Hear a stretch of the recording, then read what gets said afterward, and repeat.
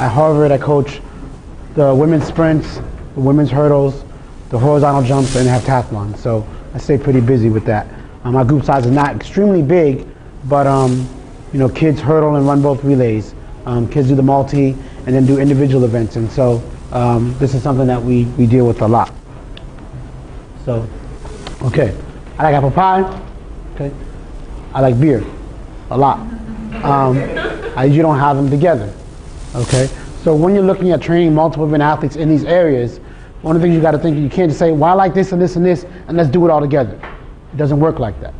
So you got to think like, okay, it's an apple pie day, it's a beer day. You got to pick, otherwise it doesn't turn out so well. Okay, so when you're putting your training together, when you're thinking about your athletes, think about what kind of day is it. What are we trying to do? What do we want to accomplish? Okay, so you got to have some principles that you start with. And so for us, we don't mix these things up. We don't bring beer to the track, and we don't bring apple pie the same day.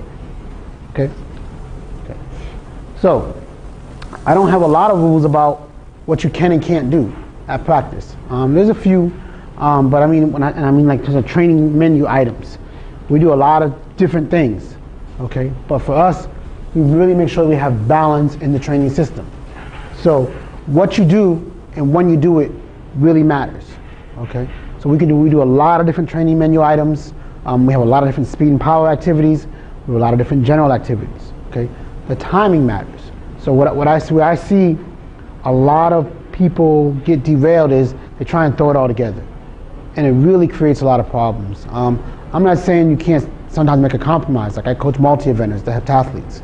They've got to compromise from time to time. But even with them, I try not to push to mix things together too much. Okay, so I really make conscious efforts to keep things separate and try and keep that balance. And so the balance comes in that we're either going to train on one side of the menu or the other side. So we got stuff that's really, really fast or really explosive or really powerful or really neuromuscularly oriented, or we have stuff that's not so much. And both of them are good, but I just don't mix them very much. Okay?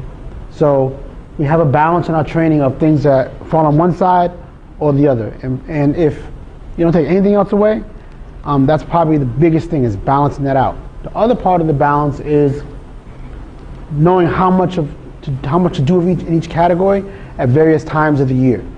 So there are times of the year when we train really fast and really hard often. There are other times of the year when we don't do it that often, and we'll get into that and get into those details. But that balance is the key thing.